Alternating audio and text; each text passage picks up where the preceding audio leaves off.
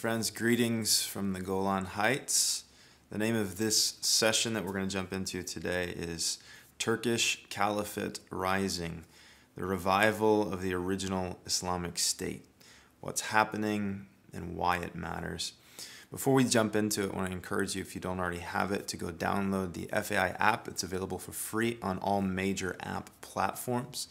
This session is a standalone session that's based on a number of important realities that have emerged in the last number of weeks in contemporary geopolitics in the region. Some, I think, notable things that are happening in the Middle East. So this is a standalone session, but we have a wealth of resources series available on the app, most of which doesn't get put on any other platforms like YouTube like this.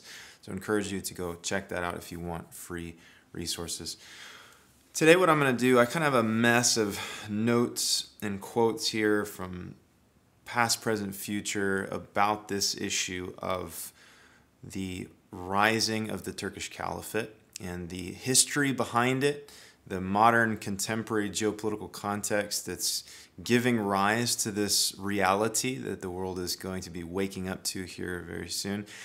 And then also projecting into the future of a number of realities that we know from Scripture and we know from the mouths of those who are driving this enterprise of the reviving of the Islamic State forward.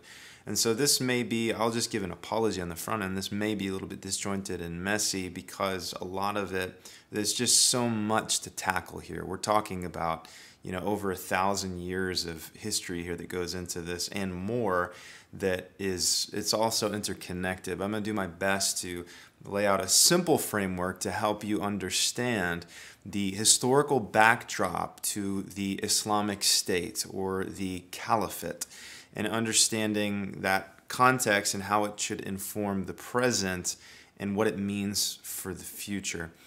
And my ambition in doing this and engaging in this subject and walking through this is really because we're standing at an intersection, a road of intersecting realities. One is geopolitics. Geopolitics is just it's the context that we live. It's understanding the significance of the hour of history that we're in, what's taking place in our generation, what's taking place on the earth. That's geopolitics. I think we all need to understand what's taking place right now in Turkey and in the Middle East and how that's going to affect. We're going to get into this, but guys, we're at a massive historical juncture right now. The next few years are going to completely reshape the Middle East, and it's going to reshape the globe. That's not exaggeration or hyperbole. What's coming in the years ahead is going to be unprecedented, and that's what we're going to get into here. The other at this intersection of geopolitics, there's also biblical prophecy in terms of Jewish and Christian, Old and New Testament prophecy,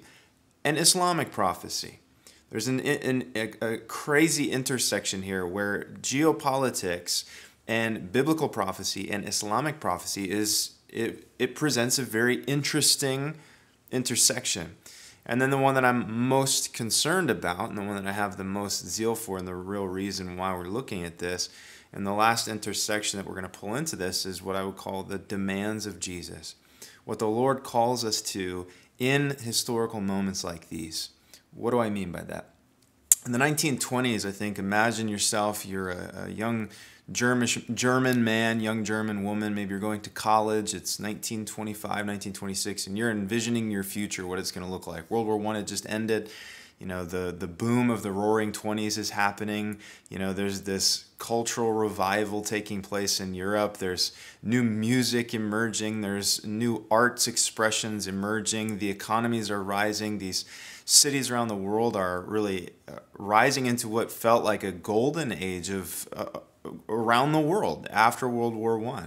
Now, imagine if someone would have told you what would happen over the next 15 years on the continent of Europe and Africa and Asia with the rise of Adolf Hitler and the rise of the Third Reich and the outbreak of World War II. would you have lived your life differently if you had the foreknowledge and the understanding of what was coming with this tyrant emerging and the formation of a very cruel and barbaric regime that would literally destabilize multiple continents and thrust the world into an international conflict that would take the lives of over 50 million people?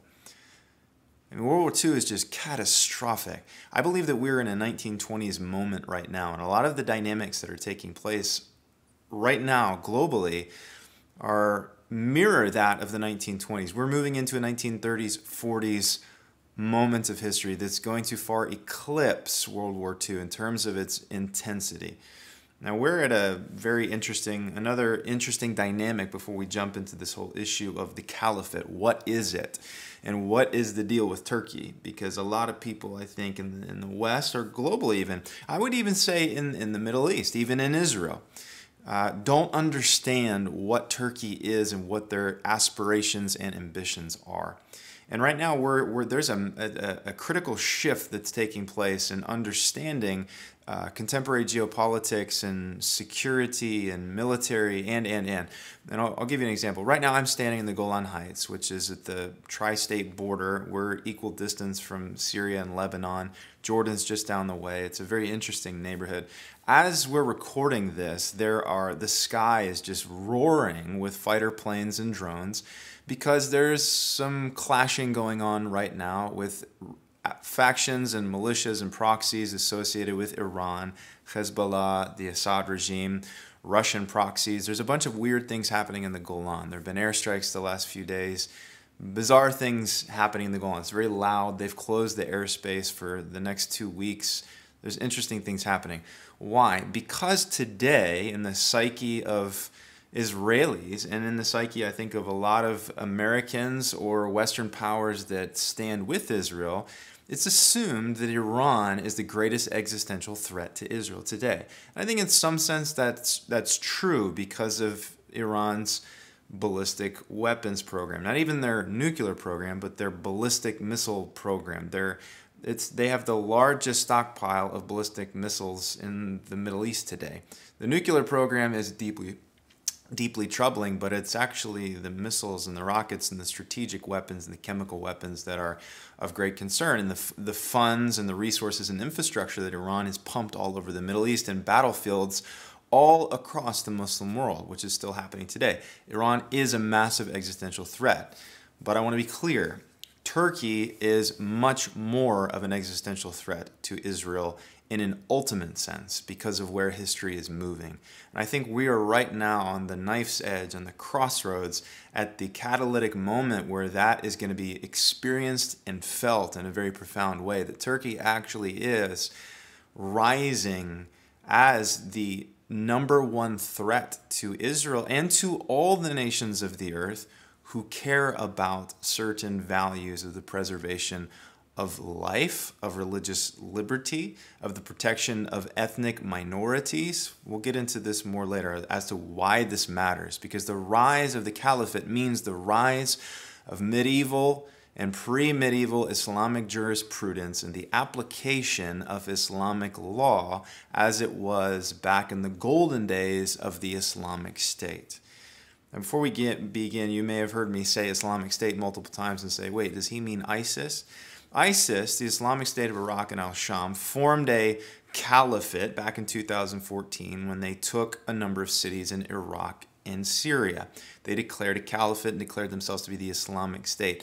The original Islamic State is the Ottoman Empire. The Ottoman Empire was also referred to as the Caliphate. It was led by the Caliph, the leader of the Caliphate. We're going to get into this in a minute, what it is, why it matters.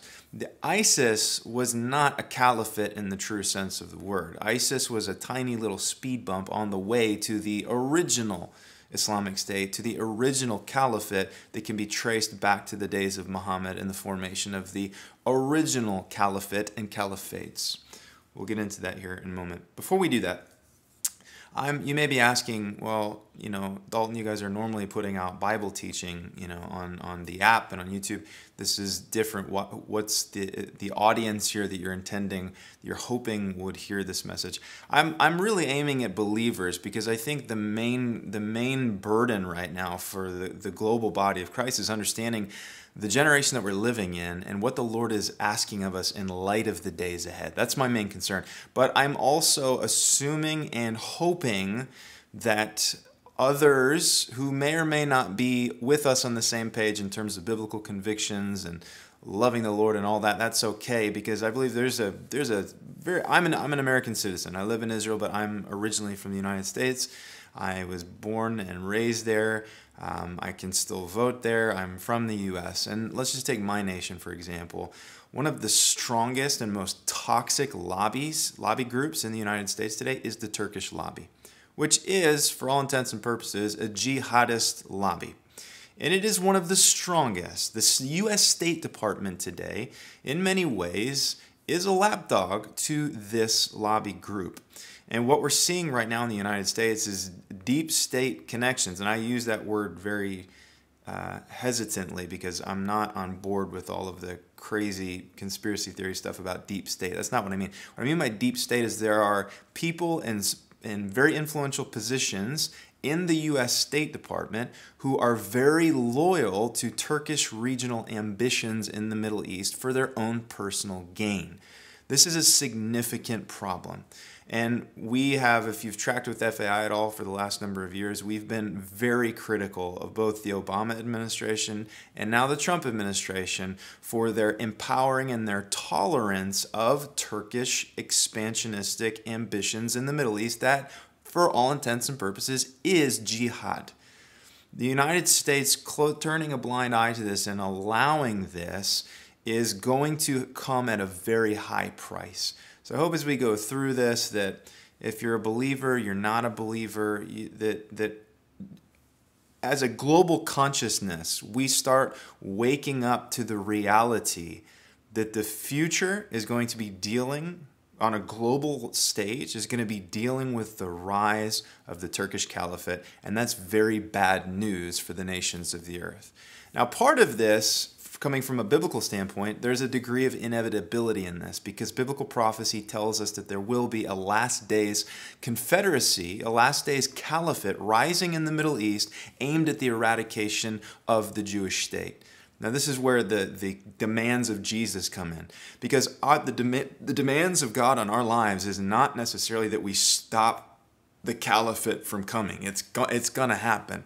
The demands of Jesus are when these days emerge, when these things begin to break out and manifest in our midst, where do we stand when those days begin to manifest? And that's what I'm concerned with, because there's going to be nations and governments and administrations who are going to fall to the wayside, who are going to participate in this thing, who are going to be on all different sides of this thing once this ultimately gets into full gear, high gear, which ultimately is leading towards Jerusalem and the issue of Jewish presence on Jewish soil in the Middle East. From a biblical standpoint, this is where all roads lead. All roads lead to Jerusalem. And what's interesting is Erdogan says it himself.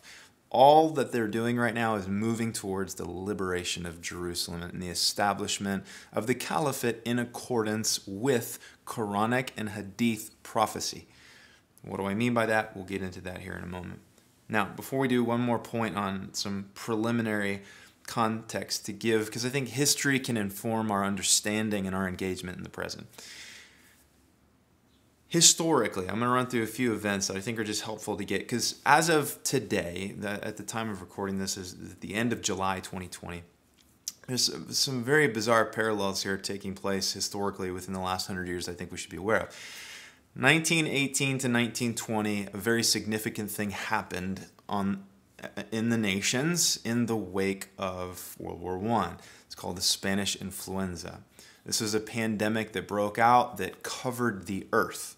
Now we had it was masks and distancing and all the things that we're doing today around the world to try to get this influenza, this pandemic, to get this debacle, to get it under control. That was happening in 1918, 1919, 1920. Now in 1920, it got under control, and the influenza thing The world came out of hiding in isolation from the influenza and from burying bodies all over the continents of the earth. Now, the 1920s are very interesting because in the wake of it, there was a very significant economic boom that took place in the Western world and not in the Western world as well. And it's interesting to study in the wake of it because there was the assumption that in the wake of the influenza and in the wake of World War I, that economically there was a lot of instability. Where's the stock market going to go? Where's the global financial infrastructure? What's going to happen now in the wake of World War I? And now we've had this massive pandemic. Where's it going to go? Well, the 20s, which was called the Roaring 20s, in terms of this boom of culture and arts and jazz music exploding onto the scene. You had the financial institutions were booming. And then in 1929, everything came to a screeching halt. And the next decade was what's called the Great Depression in the United States. And the Great Depression that hit the United States also hit Europe and other parts of the world in different ways as well. The Great Depression was an full-blown economic collapse where it was people struggling to survive and to eat. And it was, if you've seen any of the Great Depression movies or your grandparents told you about the Great Depression, it was a very dark, heavy season. Now, the Spanish influenza and the fake recovery of the economy in the 1920s, which led to the Depression in the 1930s, set the context for the rise of a little horn, a little corporal, a little Austrian man named Adolf Hitler. And he capitalized upon the power vacuums, the geopolitical vacuums, the military vacuums, the economic vacuums, the health vacuums, to press policy forward and to commandeer the throne, so to speak, in Germany to establish a 1,000-year Reich and to destroy the Jewish people from the face of the earth.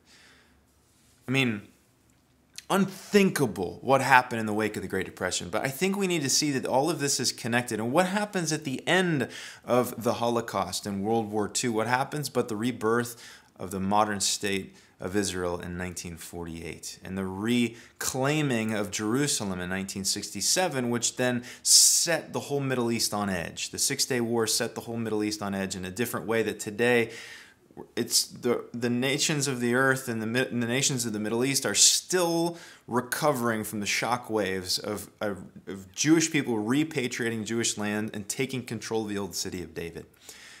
Fast forward 2020, the pandemic hits. There's now a global recession taking place, questions of a global depression coming.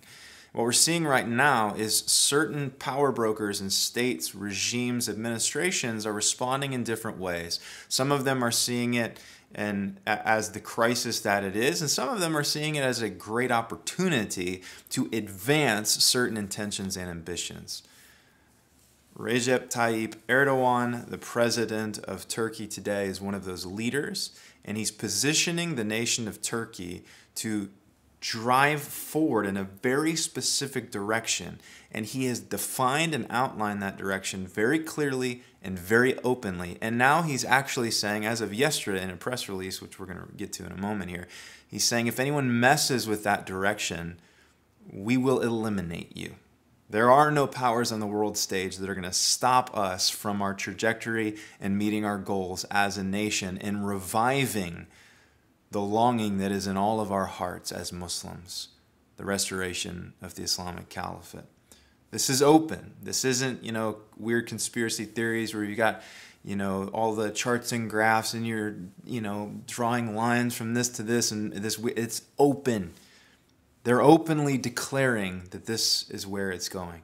So this is how I'm going to approach this: past, present, future. I'm going to give what I hope is a simple overview of the caliphate in the past, the caliphate in the present, and the caliphate in the future, so that we have a historical, present tense, and prophetic orientation to grappling with this issue, the caliphate.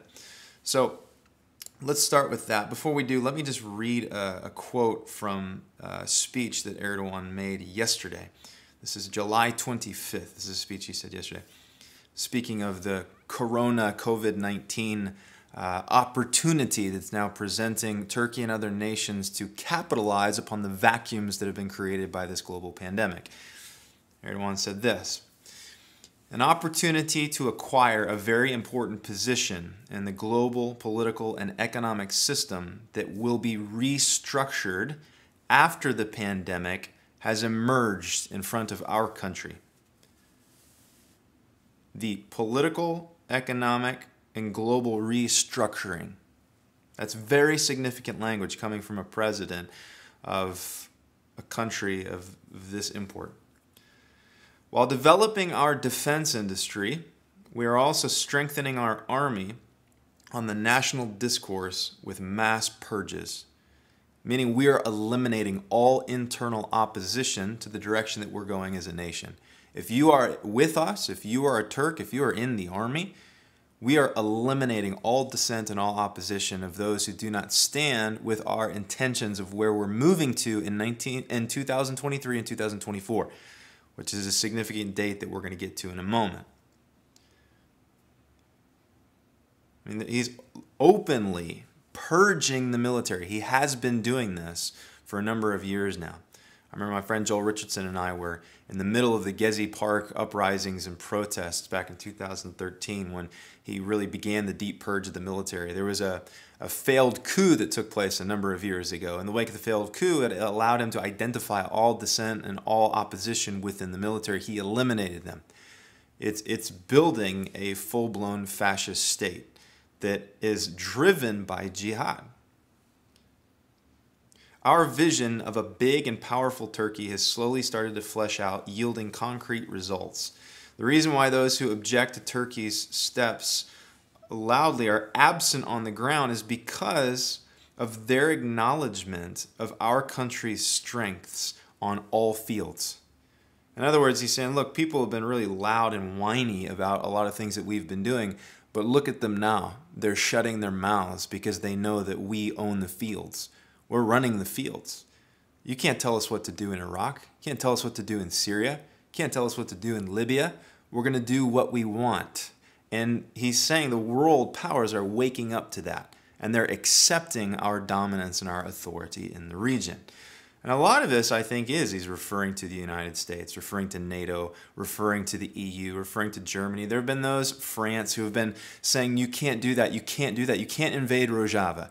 You can't commit war crimes. You can't hire jihadists, Jabhat al-Nusra. You can't hire al-Qaeda and use them as a proxy force in plain daylight. You can't do that. You can't aid and abet the Islamic State and the rise of ISIS. You can't hide Abu Bakr al-Baghdadi and take care of him and provide intelligence for him for his protection. You can't do that. And he says, oh, really?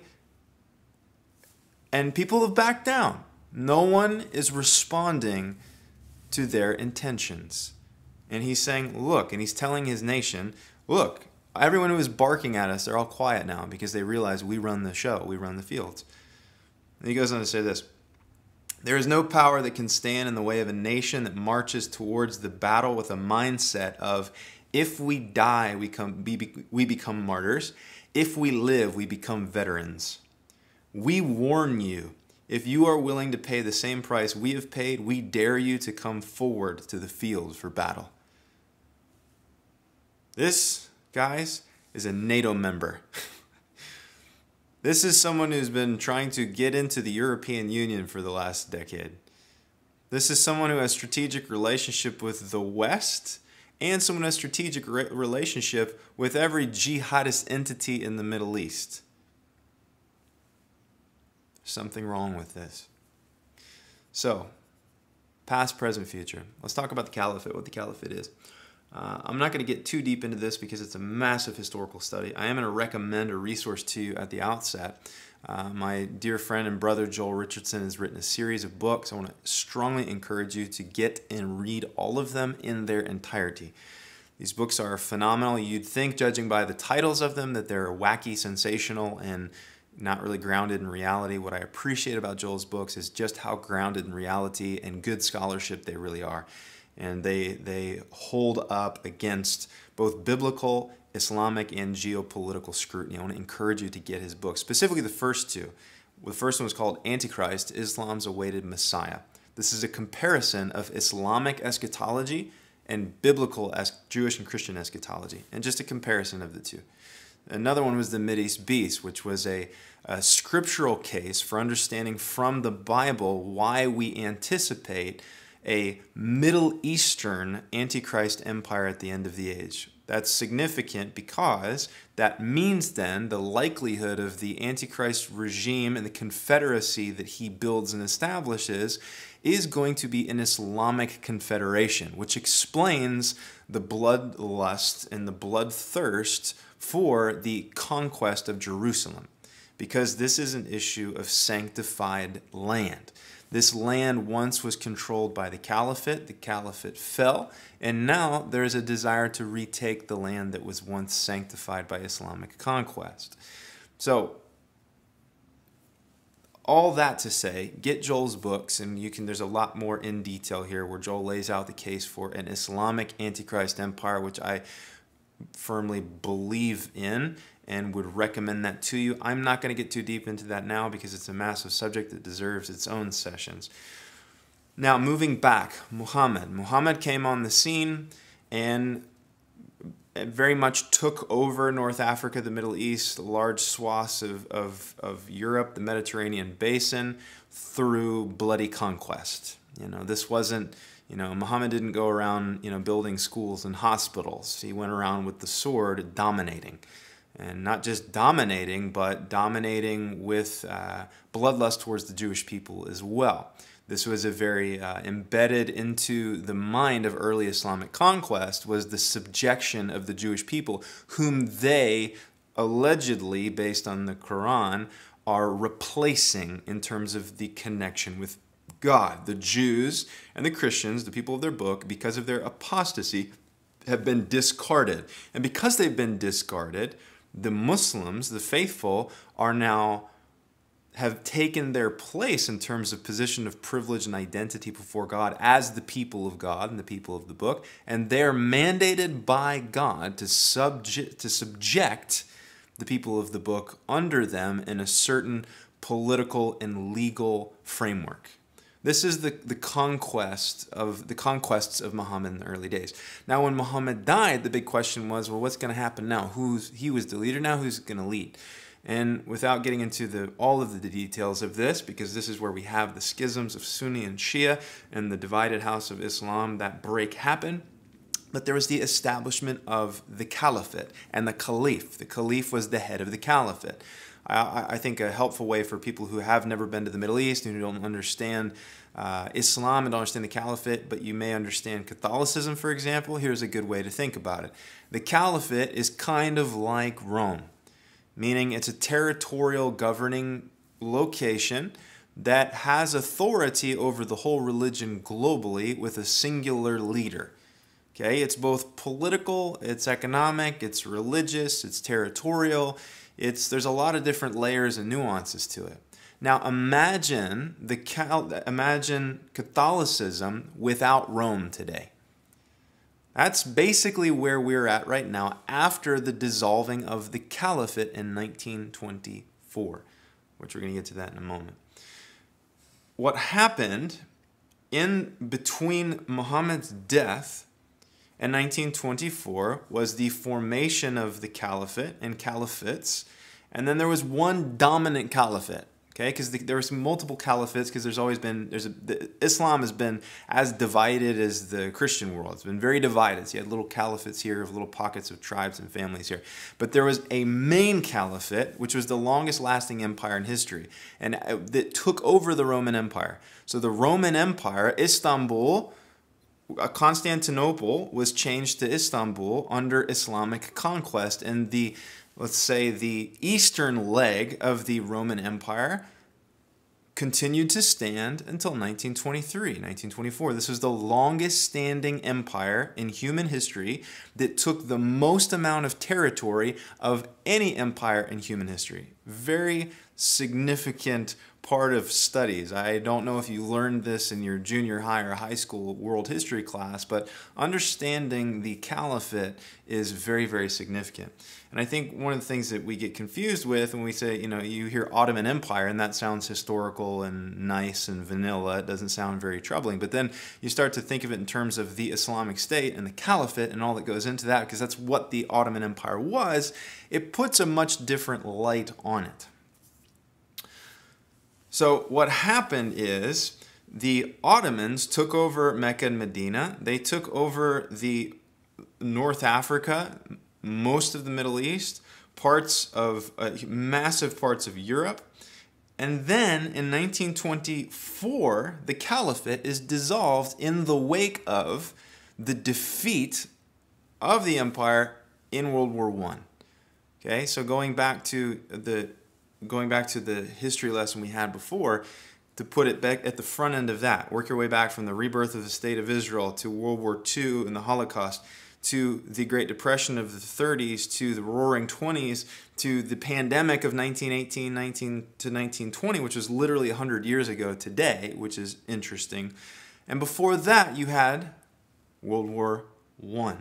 In World War I, the empire collapses and dissolves. The Turkish Republic was proclaimed on October 29th, 1923. Okay, so we're approaching the 100-year anniversary. In 3 years, we're going to hit the 100-year anniversary of the reforms that were put in place by Turkey's first president, Ataturk. Ataturk formed the modern Republic of Turkey in the wake of the collapse of the Ottoman Empire. What happened as part of his reforms and his constitutional abolitions that he set in motion was the abolition of the institution of the caliphate. He dissolved it.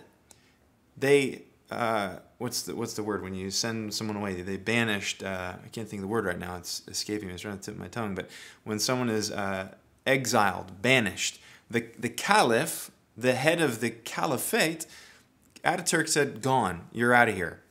And they moved Turkey towards a secularist nation, which between 1924 and the late 90s, early 2000s, Turkey was long considered to be a secular country, not an Islamist country. In the early 2000s, all that began to change with a man by the name of Recep Tayyip Erdogan coming onto the world stage. He was a mayor for a while, he was a prime minister for a while, and he consolidated powers in recent years to become the president.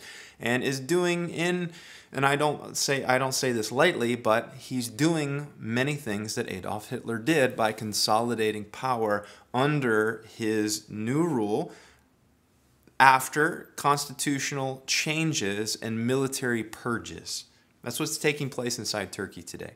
So if we go from Ottoman Empire as the longest standing empire in world history, and it is the Islamic State. They hold power for centuries. World War I breaks out. They lose power, lose control. Ataturk comes on the scene in the defeat of the empire and the collapse of the empire. If you've seen Lawrence of Arabia, for example, which if you haven't, please watch Lawrence of Arabia, even though there's some things in there that are not accurate. It gives you a flavor and a context for the difference between the Turkish Ottoman mindset and that Arabian Arab mindset in the years between the world wars. So what happens is the Ottoman Empire falls. The Turkish Republic is established in 23. The Islamic State as an official entity is completely dissolved and abolished in 1924. So from 1924 up until present time, there has not been a caliphate. There's not been a governing body in the Muslim world. There have been little caliphates here, caliphates there. You had your ISIS here and your Shmisis there. But you don't have a caliphate that's governing half the planet. And that's the reality of what was happening under the original caliphate, the original Islamic State. The amount of territory that it controlled. At the height of the caliphate, the Islamic State, they're besieging Vienna twice. I mean, they controlled all the way over to Morocco. The entirety of the northern part of Africa was under their control. massive part of the Middle East, the entirety of the Middle East, a big part of Asia, and a huge part of the Balkan area, all the way up towards the Russian, the areas of what's now modern-day Russia. They're controlling a massive swath of territory, and it's under their control for hundreds of years. They lose the control in 1924. Turkey is a secularist country, and then, lo and behold, in the 2000s, there's a new political party called the AKP, the AK Party. Justice and Development Party emerges onto the scene with its founder, Erdogan. And Erdogan forms a new government, builds certain things in place, and takes the country in a different direction. And meanwhile, since the early 2000s and now, people are going, you know, this guy's kind of dangerous, I think. And other people said, yeah, but, you know, Turkey's a strategic partner. They're a member of NATO. They're democratic. They're secular. And, you know, it's going to be okay. The main threat is Iran and Al-Qaeda and all these different problems that we've had over the last number of decades since the beginning of the 2000s. So that leads us to where we are today. Very strong AK Party. Very strong Erdogan in Turkey today. Though he has his fair share of problems, he is a strong man, if not the strong man in the Middle East today. What are they doing in Iraq? They're very busy in Iraq. My family used to live in a part of Iraq which is now peppered with Turkish military outposts that are now inside the Kurdish areas of Iraq. And Iraq is not doing anything about it because it's in the Kurdish territories. And the Kurds can't do anything about it because they don't have the strength and the power to go up against the Turks. In Syria, if you watch the news over since October last year, Turkey initiated a campaign to take control of Rojava, the northern part of Syria, all the way from the left side to the right side of the country. Now, when they did this, they openly said, we're doing this because this is actually part of the land that we used to hold, which is all the way down to Kirkuk, including Mosul. So they're saying we want everything from Aleppo over to Kirkuk and into Iran and Armenia and Azerbaijan. That's part of our empire, and we're going to take it back. So they began to take it back in October and November of 2019.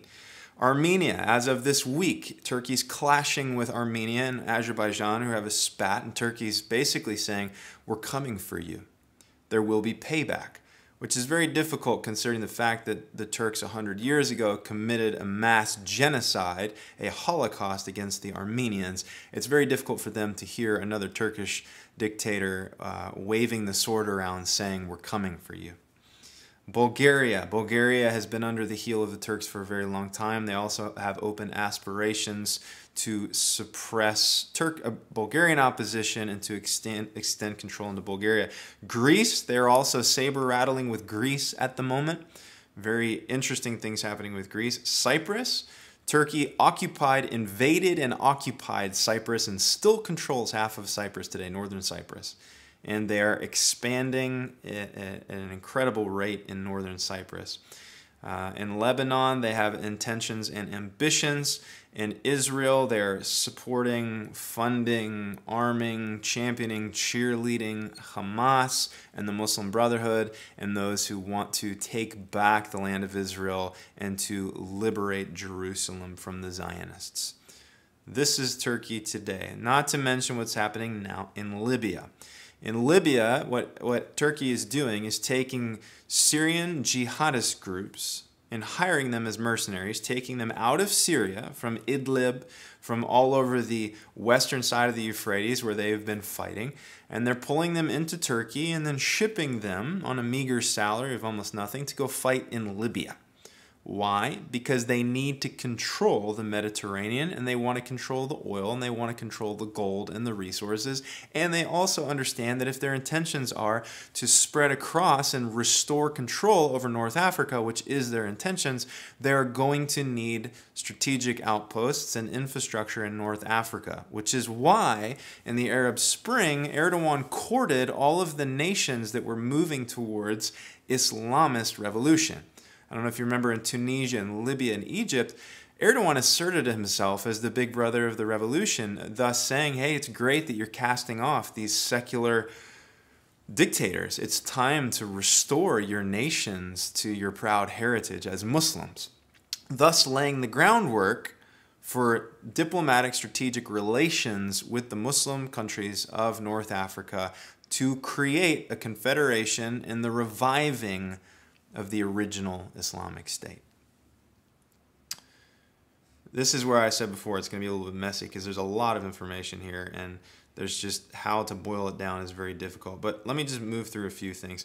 In 2014, when the Islamic State came on the scene, when Mosul fell, when Raqqa fell, when you saw the orange jumpsuits and the black flags and the Hiluxes tearing across the desert in Iraq and Syria, the big question was, where are all these fighters coming from?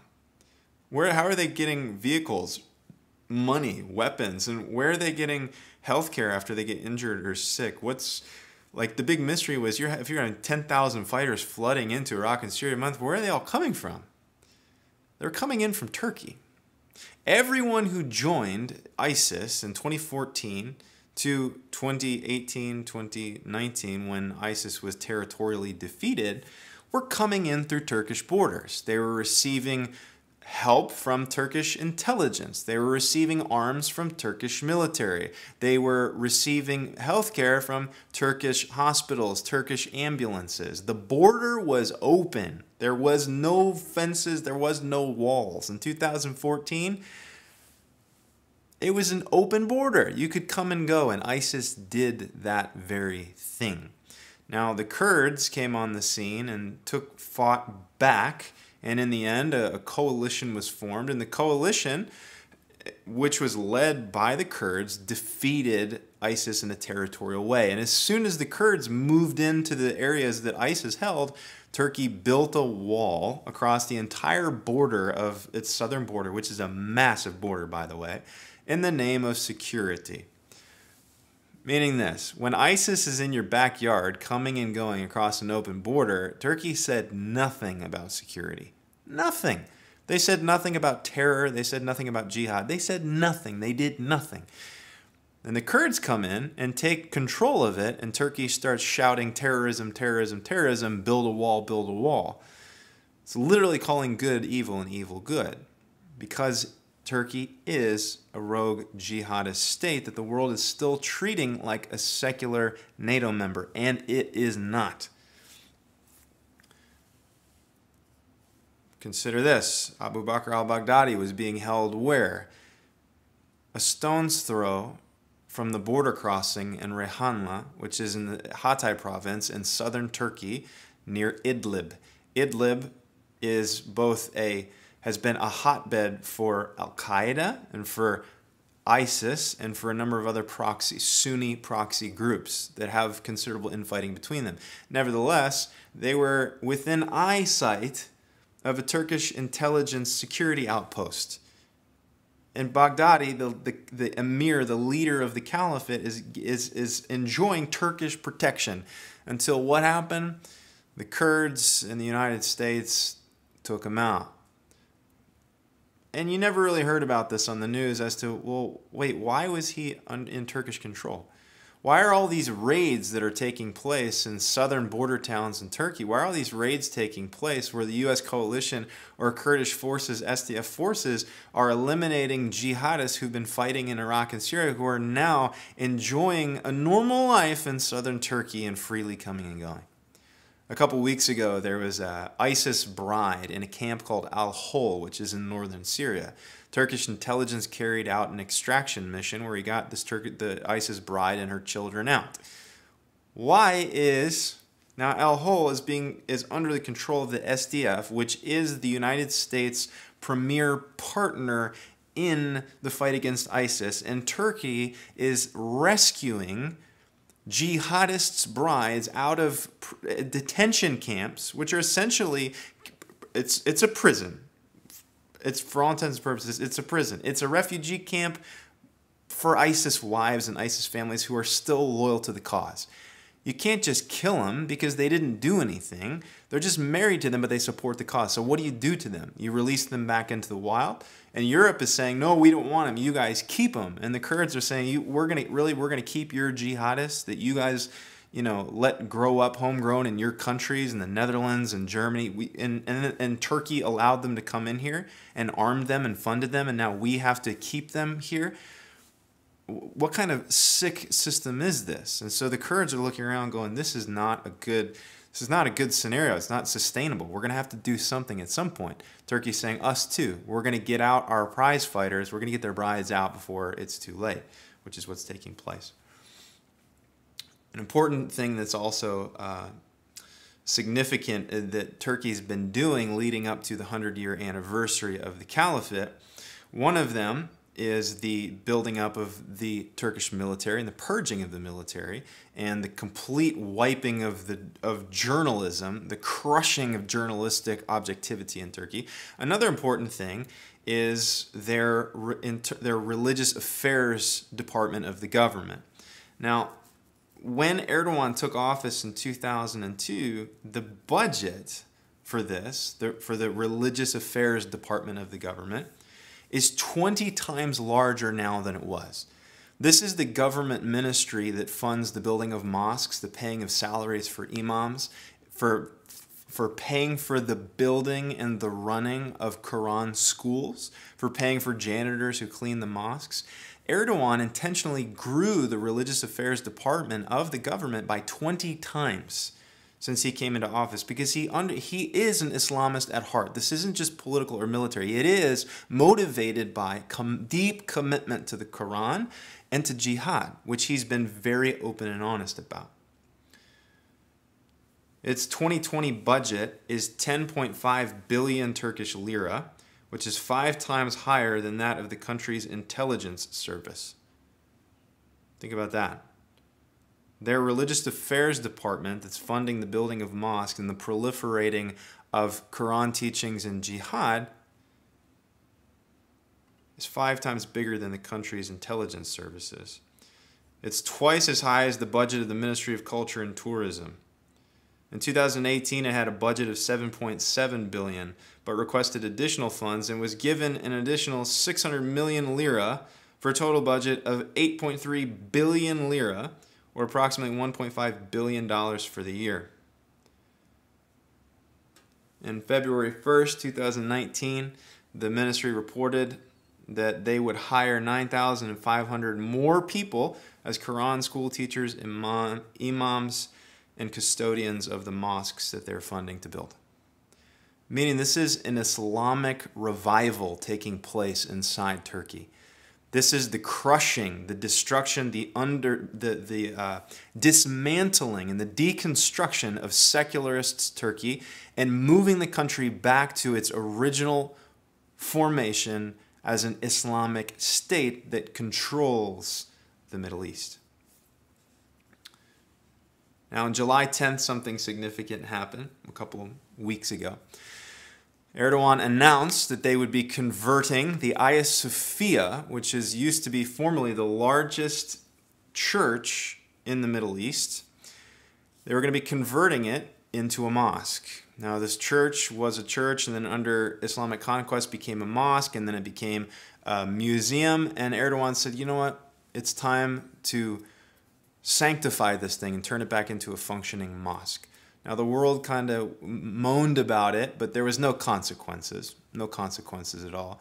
Guarantee you this, if there was a mosque somewhere in, let's say, New York City or somewhere in the United States that was converted by the United States government into a church, and then Donald Trump walked into the church to make prayers, the Islamic world would be exploding with anger, and Erdogan would be throwing vitriol at the decision. Yet it's okay for him to take a church, convert it into a mosque, and then do this jihadi parade at the mosque, which is what happened 2 days ago. I want to read what happened. I'm going to read the statements that he made the day that they said we're going to be converting it, and then explain what happened on the day that he went in and offered prayers for the first time. Now, bear in mind, this is in context to their foreign policy and their military action in Syria, Iraq, Libya, the West Bank, Gaza, etc., building bases in Qatar, Somalia, all over the Middle East and North Africa. Turkey is running the field right now.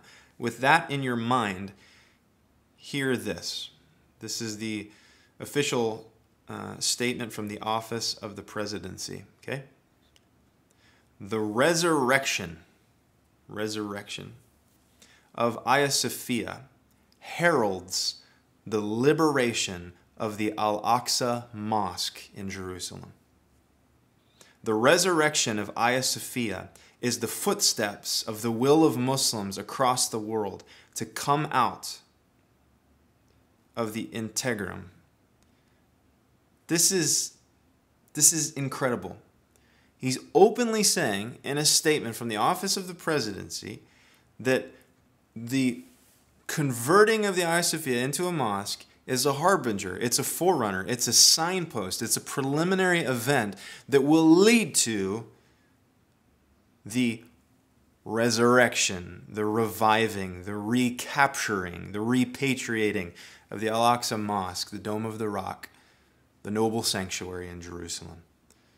Which raises the question, why on earth are we still living in the delusion that Turkey is a secular entity and a strategic partner on the world stage for any country except for jihadist countries?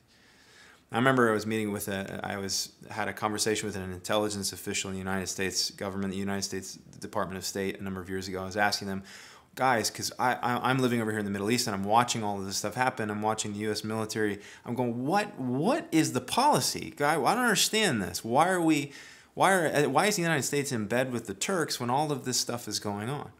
And the response was, well, it's assumed within the intelligence world that Turkey's not great. We don't like them. We're nervous about it. But we need them because they're a strategic partner in opposing Iran and keeping Iran at bay.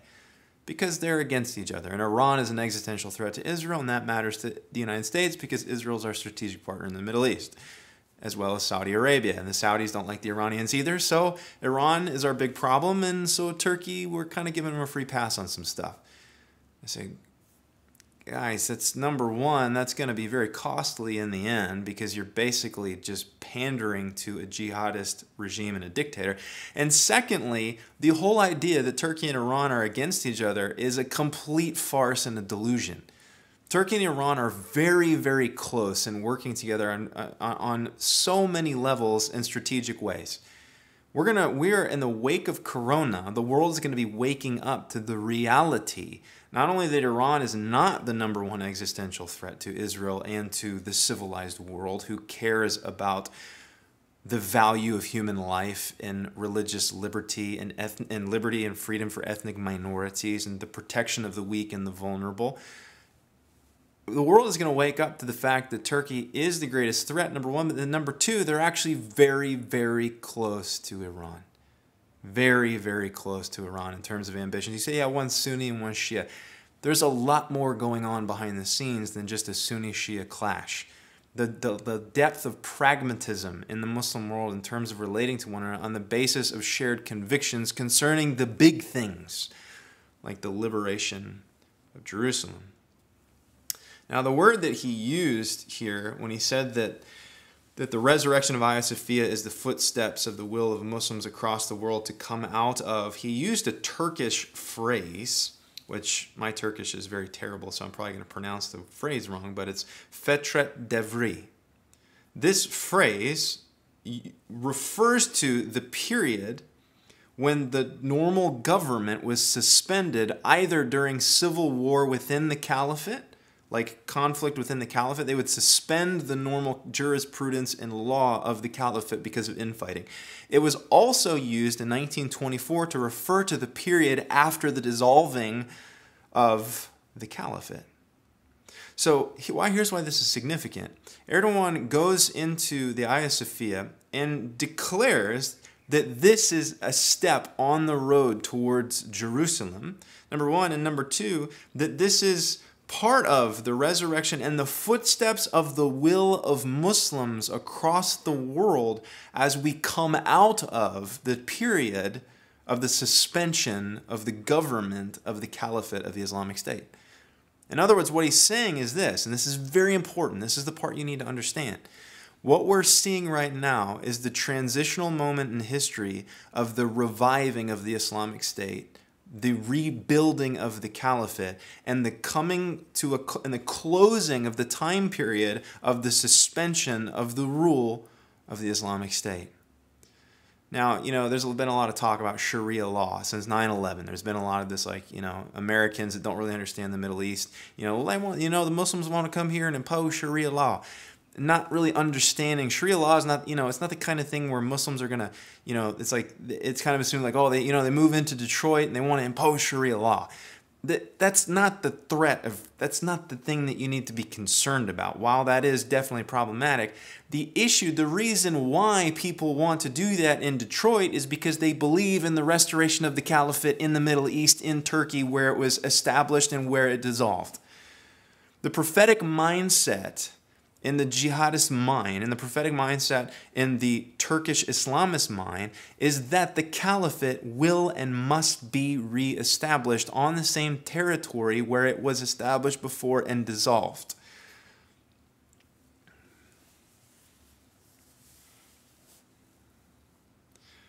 Yesterday there was a commentator, who's a leading political commentator in Turkey. He said this. He said, following the decree of the Hagia Sophia, after this, the caliphate should come. This is like, name the most, prominent commentator in the United States on CNN or Fox News, going up on evening news and reporting on what he said, then saying, oh, and by the way, in light of that, the caliphate should come next. This is in the air in Turkey. The expectations that we're moving towards 2023, the 100-year anniversary of the establishment of the Turkish Republic. 2024, the 100-year anniversary of the dissolving of the Islamic State. In Erdogan's speech, he also said this, that he connected the conversion of the Hagia Sophia back into a mosque. He compared it to 4 battles in which the Ottoman forces were victorious. He said this phrase, the resurrection. He kept using the phrase, the resurrection, the resurrection. The resurrection of Hagia Sophia represents our full memory, our memory full of heydays in our history. And then he named these victorious battles where they won. And he's saying this reminds us of conquest. So what happened was 2 days ago, and if you saw the footage or the photos, it's very, I would say this is one of the more significant moments that's taken place in the last decade, is you had Erdogan in the mosque with all of his minions, and then you had the head imam walking up the pulpit carrying a sword of conquest under 2 green flags of conquest, green flags of the Islamic State, green flags that represent the rule of the caliphate. Prayers were offered. This is a very momentous occasion, signaling to the world the intentions of Turkey to reclaim their position on the world stage as an Islamic state, as a revived caliphate. Before we move on and wrap this up with a commentary on the future of where this is all going, I want to reference the corona COVID crisis right now and make mention of the fact that we are going to wake up to a very, very different Middle East in the wake of this pandemic. Turkey is taking full opportunity. They're taking full advantage of the opportunity that COVID is presenting in the Middle East, with the United States, with Europe, with the EU. They're brilliant. They're brilliant. They're very intelligent. They're very forward-thinking, meaning the caliphate junkies, the guys that are driving this thing forward. And the incredible thing is, because you say, okay, Dalton, I don't know, this seems kind of fantastic and kind of out there. Guys, I want to encourage you to read Turkish media. It's all translated. There's lots of websites that you can go read the daily news. In the same way that we have our daily news in the United States or daily news in England or Ireland, read the daily news that's coming out of Turkey and see the way that they talk. Moreover, look at the maps in the background in the offices when they do interviews, where you have a map, and the map covers North Africa, big parts of Europe, and the entirety of the Middle East. It's all red with the Turkish logo on it. This is out in the open. This is not some weird, wacky conspiracy theory. It's out in the open. It's public. They're being direct about it. They're not hiding it. They're not trying to translate it or to dumb it down. It's out in the open. They are saying loudly and clearly, our intention is to revive the Islamic State, to see the caliphate rise, and to see the glory of the Ottoman Empire fully restored. We're 3 years out from the 100-year anniversary. Very sobering stuff. So let's talk about the future and then wrap this up. A couple simple points to put into your consciousness. Number one, biblical eschatology, meaning the study of the end. If you go through the Old Testament and the New Testament prophets, they tell us of a restored empire that devastates the Middle East at the end of the age. You say, what do you mean restored empire? Well, in the book of Revelation, it talks about an empire that had a mortal head wound that is revived. And we won't get into all the details in Revelation 13, 17, and 18 that describe this reviving of an empire that collapsed. And you look through all the empires of history that have collapsed, you go, I wonder which one fits the bill. Well, the longest standing empire in world history that dominated the Middle East, that was bent on control of Jerusalem, will be, I believe, the empire that we're dealing with in the last days before the Lord returns, that will literally devastate the Middle East. You know, I think in our biblically illiterate culture, it's just assumed that the Antichrist is, you know, there is kind of this goofy theory for a long time about how it was going to be the Pope or some, you know, businessman from Rome, or as a European Antichrist. You know, some European guy is going to come down and, you know, and everyone's going to worship him. There'll be no opposition to him, and he's just going to devastate Israel. That's driven by total biblical illiteracy and fantasy. The reality is that what the Bible describes is a 10-nation confederacy that forms in the generation of the Lord's return. And that 10-nation confederacy devastates the Middle East, as much of the Middle East and the nations of the earth, or I should say pockets of the Middle East and much of the nations of the earth, don't want to throw in with them.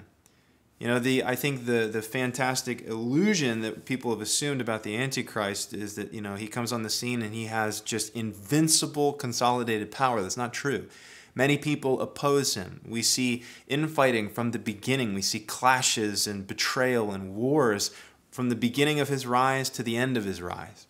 Now, I want to be clear. I don't think that Erdogan is the Antichrist. I don't believe that he is the Antichrist. I do believe that he's a harbinger of the Antichrist, and I do believe that his aspirations for the reviving of the caliphate in the Islamic State, I do believe that this will lead to the beast empire. Now, this is speculation. We don't know. We shouldn't be dogmatic about it and make this a point of division between brothers if we disagree, because some of you may be saying, hey, look, Dalton, maybe, but you know, I'm not with you. I don't think this is as important of an issue. Fair enough. That's okay. I want to encourage you to study the Bible, but also, and I want to say this with qualification that will follow up, you need to understand modern geopolitics in the Middle East. You need to understand that this is in the air. This is where everything's moving to. So even if you disagree on the biblical side, you need to understand that this is where the Middle East is going to. So whether this ends up being the beast empire or not, the reality is we're going to be dealing with a caliphate. Our children are going to grow up in a generation where the great event that would be written down in history books was the reviving of the Islamic State and the restoration of the caliphate in Turkey on the soil where it stood 100 years ago. That is the part that I'm hoping that whether you agree or disagree with our eschatological conclusions, that you do agree that the future will be marked by this phenomenon of the rising of the Islamic State and all of the ethical and moral implications that are raised because of that. Because the Islamic State of old was known for subjugation, for genocide, and for jihad. That is coming back to a theater near you very, very soon. This will be the future that your children are going to grow up in, seeing on the news and on their tablets and on their phones as they get older, which is going to affect all the nations of the earth. We can say this from an Islamic standpoint. Islamic eschatology is very clear that in the last days, at the end times, there will be a caliphate that rules the Middle East and conquers Jerusalem and subjects the Christians and the Jews and commits a mandatory genocide against the Jewish people. This is in the book. You can say this is not a knock on Muslims. I love Muslims.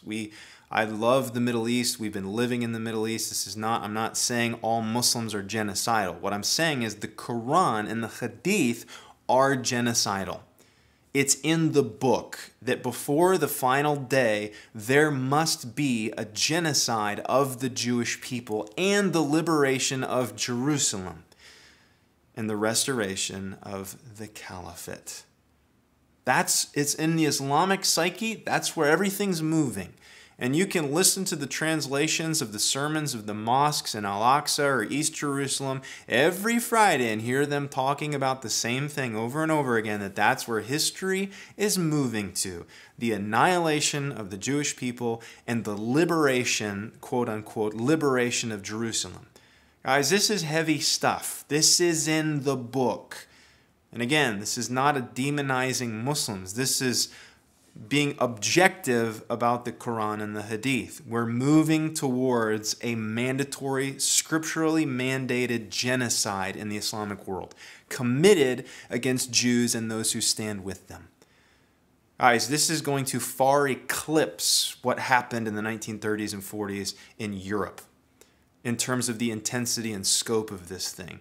That was one man with one country in Europe. We're talking about the whole Middle East and the Muslim world that is going to have to stand at the crossroads of either throwing in on this thing or not.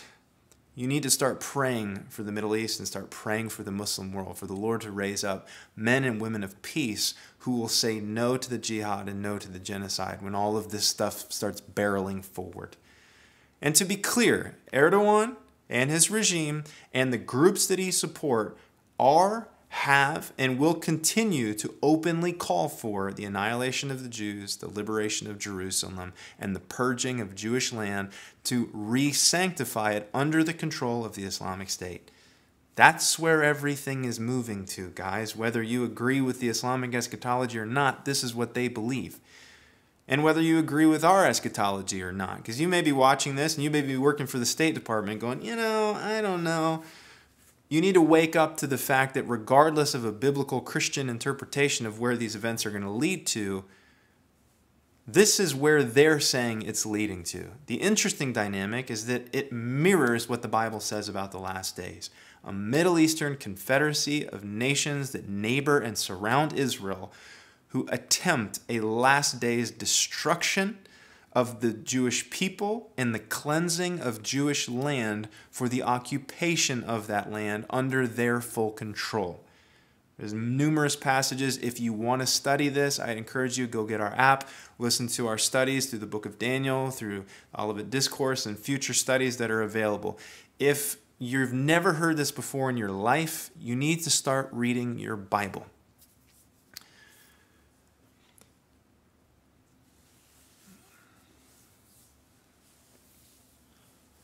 I want to end with this. Go back to the 1930s again, 1920s. Imagine the analogy that we began with.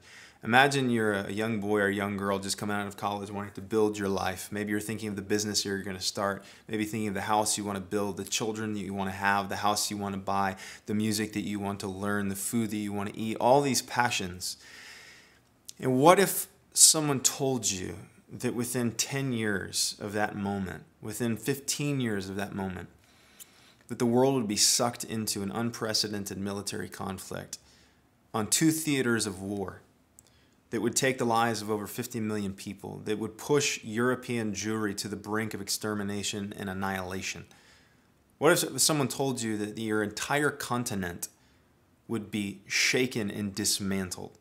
Someone told you that the United States would be sending troops to your land to liberate you from a dictator that took over in Berlin? What if someone told you that you were probably going to be enlisted yourself to have to fight in the military of that government and that army under that dictator? The question is this: would you live your life differently?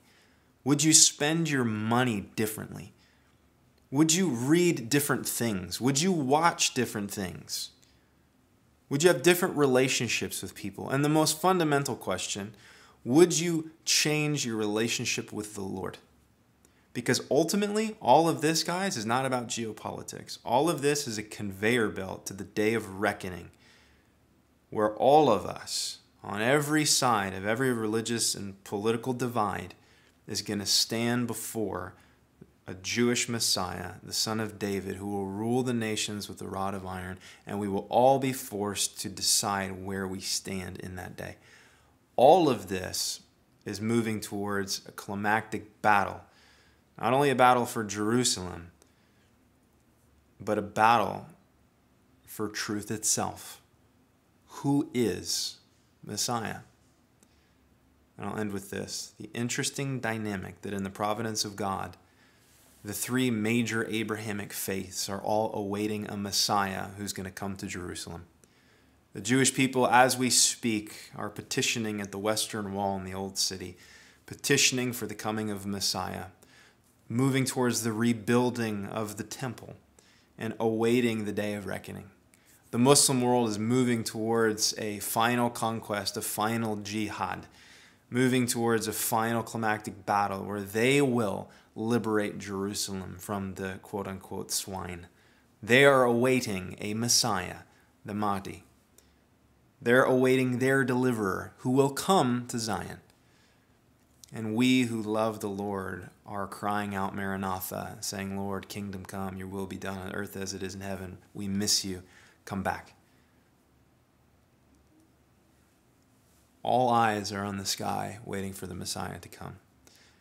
And my concern is that in the midst of all of this COVID stuff, in the midst of all of this ethnic, political, racial, economic turmoil that's taking place in the Western world, that we're not seeing the big picture of what's actually taking place today on the world stage, that is going to, all of this stuff right now that you're concerned about is going to fade into the background as a distant memory as we get closer and closer to the day when all of this stuff begins to go down.